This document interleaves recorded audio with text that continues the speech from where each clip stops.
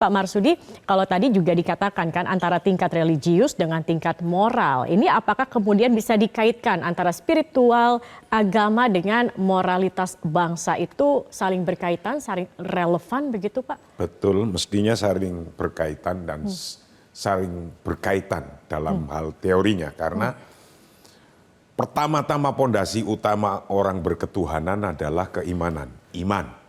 Okay. Ketika sudah percaya bahwa apa yang dari Tuhan itu yang harus diikuti, itu kemudian nomor 2 menjadi hukum. Bisa hukum tertulis atau bahkan hukum sosial yang dilakukan menjadi ketiga menjadi karakter atau dilakukan yang terus-menerus, maka disitulah disebut moral atau akhlak. Okay.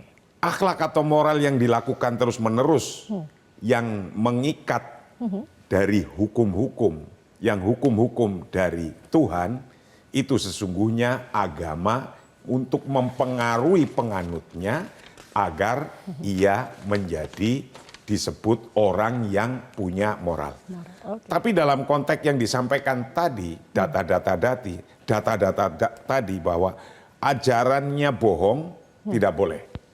Tapi kenapa masih banyak hoax? Ajarannya mencuri di agama, semua agama pasti ngomong tidak boleh.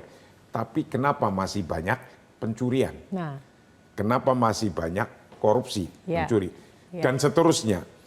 Nah kalau begitu berarti tidak connect dengan culture-nya, dengan nilai-nilai akhlak kesehariannya. Itulah sesungguhnya tugas kita para ustadz, para kiai, terus para figur untuk membawa ke sana. Pada dasarnya adalah begini, dalam beragama untuk sampai kita melakukan menjadi moral yang baik terpuji. Itu intinya adalah al-jam'u bainal tsabat wa at-tatawwur. Al-jam'u bainal madzahibi wan nizam. Bagaimana menyatukan ajaran-ajaran yang tetap ini dengan perkembangan zaman yang terus berubah. Okay.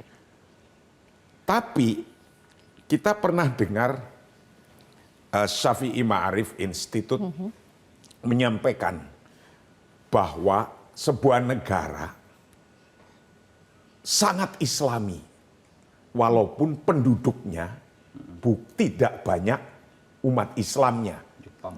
Ya. Tapi penduduknya sangat islami. Okay. Artinya apa? Penduduknya sangat bermoral, berakhlak sekali, sesuai akhlak kayak moral akhlaknya agama Islam, walaupun itu bukan negara yang mayoritas umat Islam. Kenapa begitu? Itu sesungguhnya menggabungkan antara hukum sabat dengan perkembangan zaman.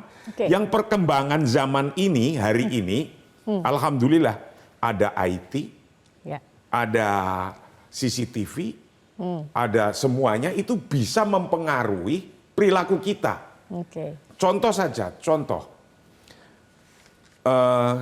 ketika di sini masih banyak orang nyerobot lampu merah, itu artinya moral kita masih rendah. Masih rendah, okay. Menghormati tatanan hukum itu masih rendah. Atau masih banyak yang menyiasati hukum itu sendiri. Padahal moral itu adalah untuk ketertiban, untuk kebaikan tidak hanya satu individu. Tapi satu individu dengan orang yang lain. Banyak. Oke, dan itu harus datang dari diri sendiri begitu ya. Tidak perlu misalkan tadi harus diawasi, harus ada sanksi terlebih dahulu sehingga baru tumbuh kemudian disiplin atau akhlak yang tadi dikatakan. Ya, kalau juga dulu orang hanya takut ditulis salah benarnya oleh malaikat Rokib dan Atid. Tapi hari ini sudah ditulis oleh Syekh Google. Syekh Google udah ikut nulis. Jelajahi cara baru mendapatkan informasi. Download Metro TV Extend sekarang.